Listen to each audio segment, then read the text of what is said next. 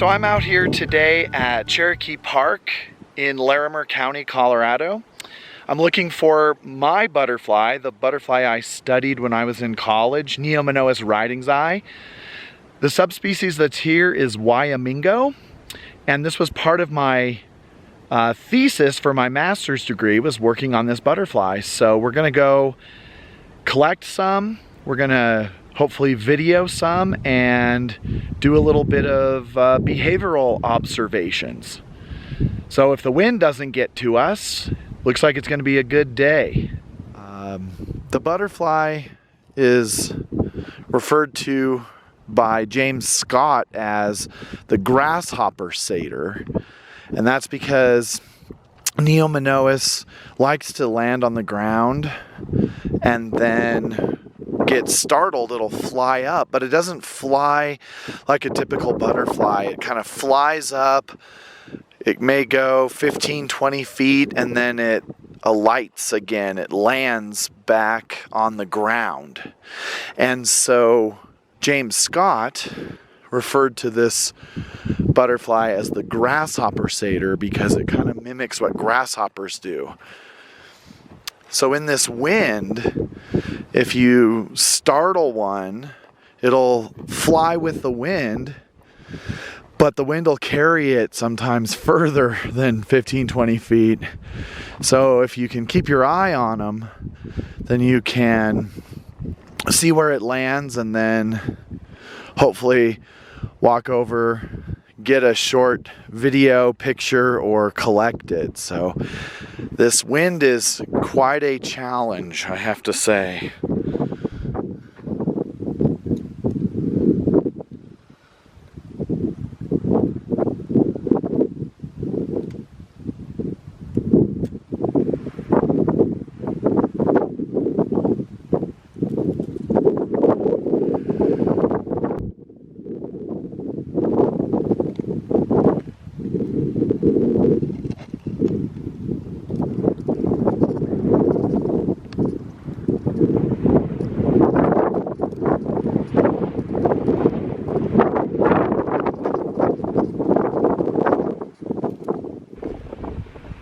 So with hill-topping butterflies, what they do is the males will fly to the highest part of the landscape, the hilltop, and mate locate. So they'll sit there and they'll wait for females. Females will then fly up to the hilltop, and that's where mating usually occurs. After mating, the females may fly away, fly back down, find the host plant. So in our Neominois June populations, they hilltop. So the males are going to be up on top of the hills. Females will come up the hill. They'll mate locate. They will mate and then disperse. Now, our August population of Neominois ridingsii, they mate locate in the swales, in the low areas. That's what James Scott traditionally classified them as. And he also said that they are a species that only has one brood a year. He said that the June brood cannot produce the August brood, which is really interesting because the claim is that you can't, or you don't find the late brood in the locations where the early brood lives.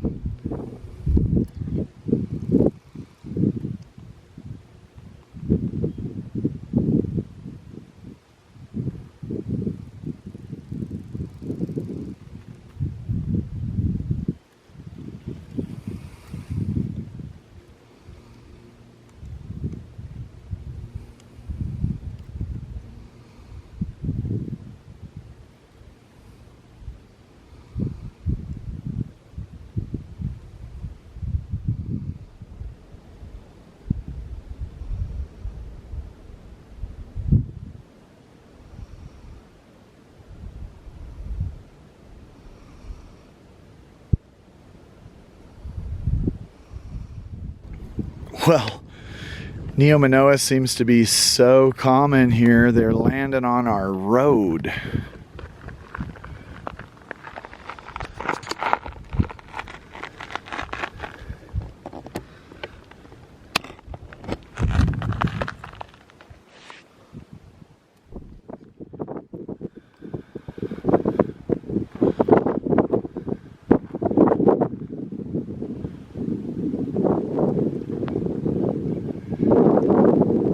It is beautiful out here. I love those rock formations.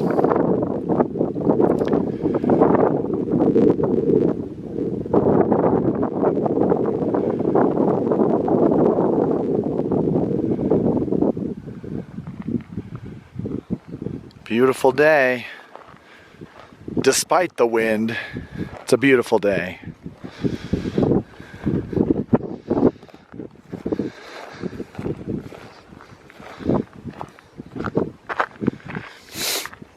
A day looking for Neominois ridingsii wyomingo without wind is a scarce day.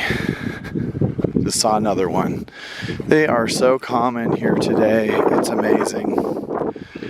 Okay, so we're gonna look at some behavior here. I've been seeing Neominois in the lower areas, so just to test our theory, we're gonna go up there, up the hill, see if we can find any up there. According to James Scott, they should not be up there. Of course, he says they prefer swales, so we'll see. I'm gonna head up the hill, let's see if there's any on top. The June populations mate locate at the tops of hills. Well, good news, I don't see any Neominois up here on the top. The late summer brood supposed to mate locate in swales. Not on top of this hill.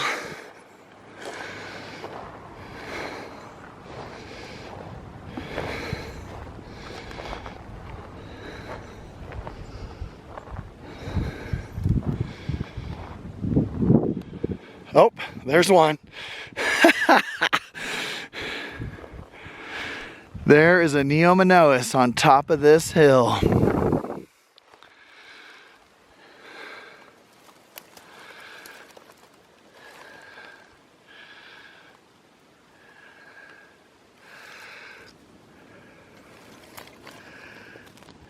There he goes. He's flying on the hilltop. He just landed. Interesting. I mean, I definitely would say they're not mate locating up here, but finding an individual. I know when I'm in Wyoming, in the test area that I did when I was in college, those Neominois would not be on the hilltops. They were always in the swales. I'm trying to find this guy. He landed right over here. There he is. He's going back towards the top of the hill. I think he just landed right in here. They are very cryptic, boy. When they land, they blend in. I see him though. Let's see if I can get a zoomed in picture of him.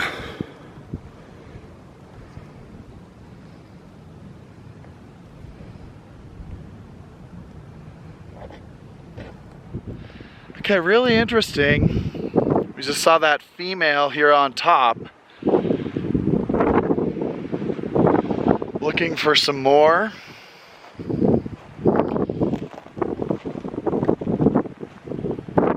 Saw the one female. Now, down on the road, here I'll show you. Down along the road, see the road is right there. That's where they were really abundant. And then actually on the other side of this hill, over there, pretty abundant. If you look, you can see the cars. My car is over there. Up that hill, that road that is right here going up, that's where I started. And I'd say they're more common on this side than over there. Last year, I spent all of my time over there and I didn't even come this way. So, oh, there's another one. Another one at the hilltop. There it is. Let's see if it's a male or a female. Looks like another female. It's hard to say. I've got cactus in here. There it goes. So let's see if we can get a closer view of it. The wind is dying down a little bit from this morning. It's still blowing, but it's not as bad. That's why I decided I'd break out the camera and talk. So, where'd she go? Don't see her now. She's right here somewhere. Like I was saying, they're very cryptic. They blend into their habitat. There she is. She just flew over there. I see her. Okay. Let's see if we can get a picture of her. There it is. All right. There he is, our wyomingo hilltopper. He's posing. It's a female. So here's our hilltopper female, Neominois. Is she up here mate locating? It's a good question.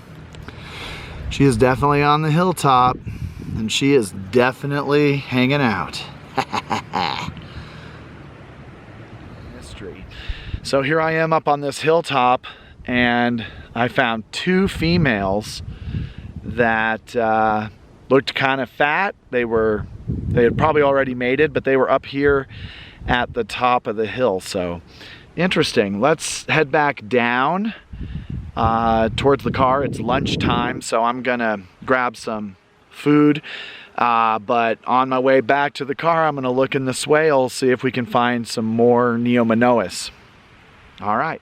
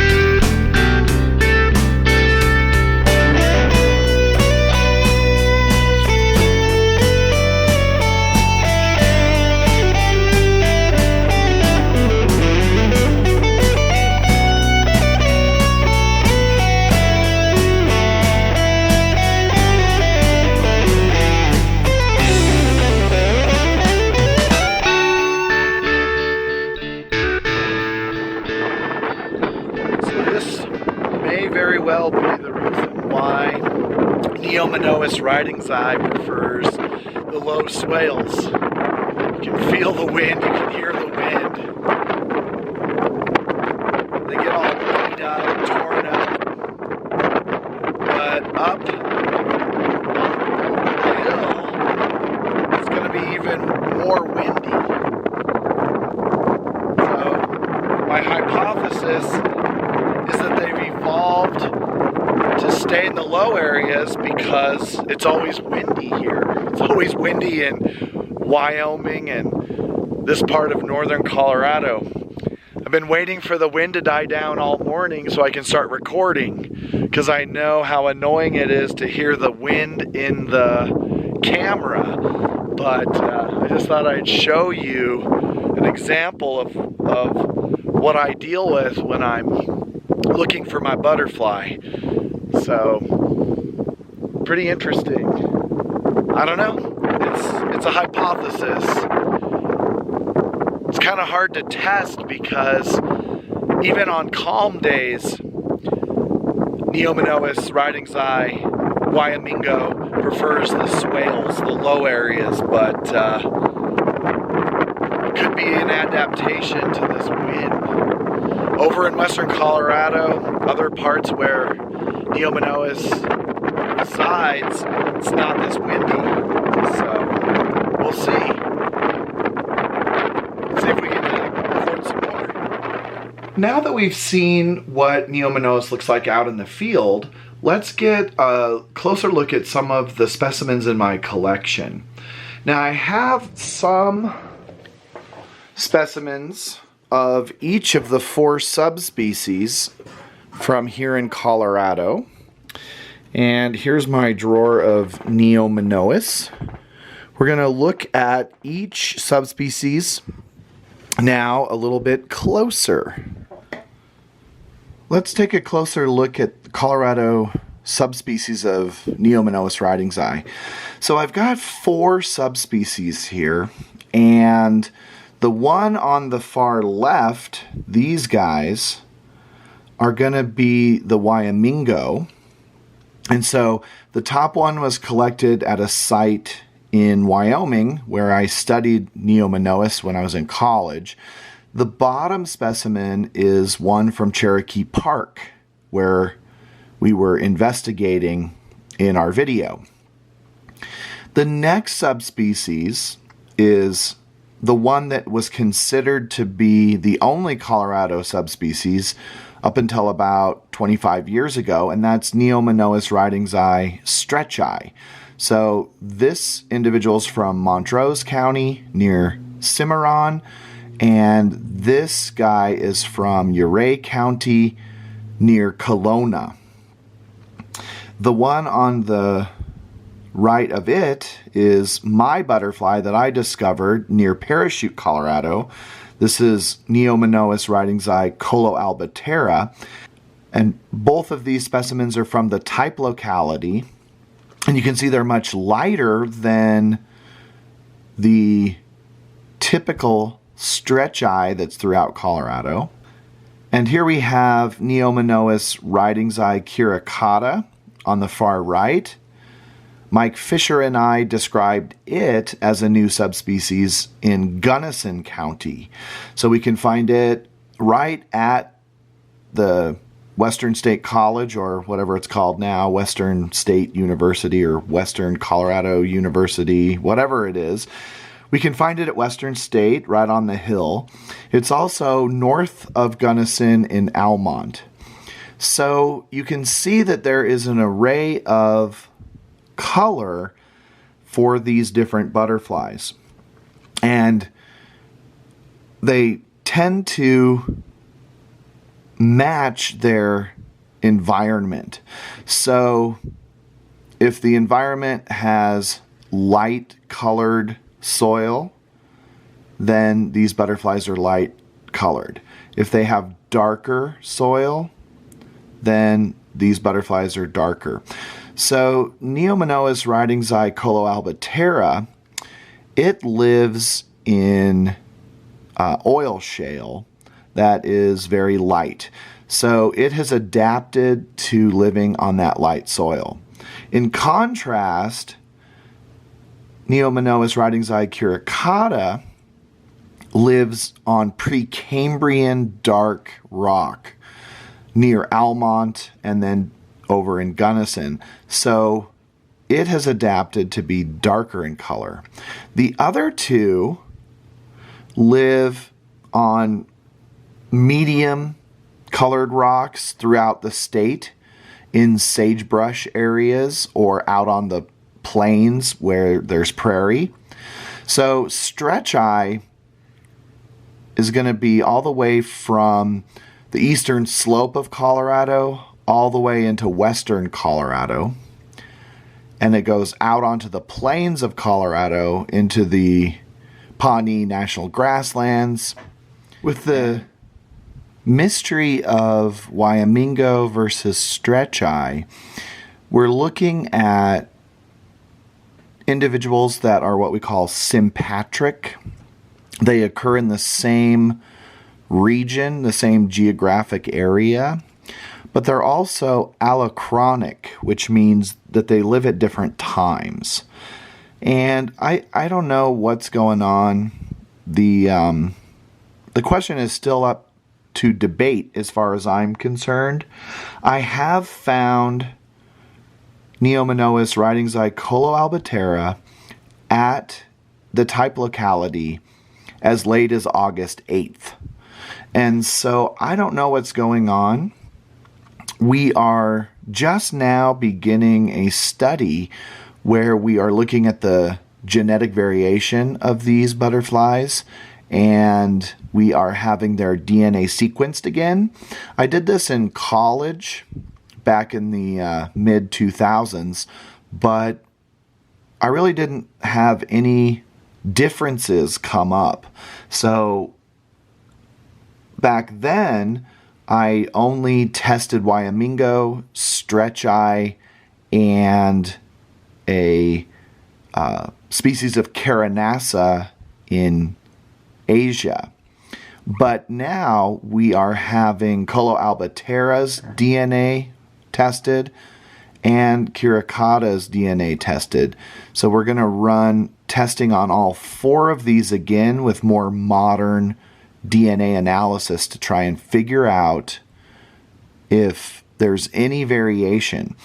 Because if you look at their morphology, other than the color differences between coloalbutera, curicata, and the other two, we don't really find any statistical difference between their morphology.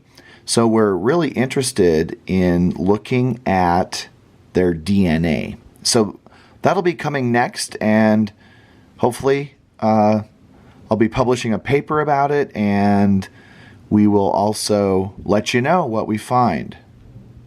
All right, everyone, thank you for watching. I really hope you enjoyed this video, and if you like my stuff, please hit like and subscribe, and I will be making another video soon. Spring is just around the corner.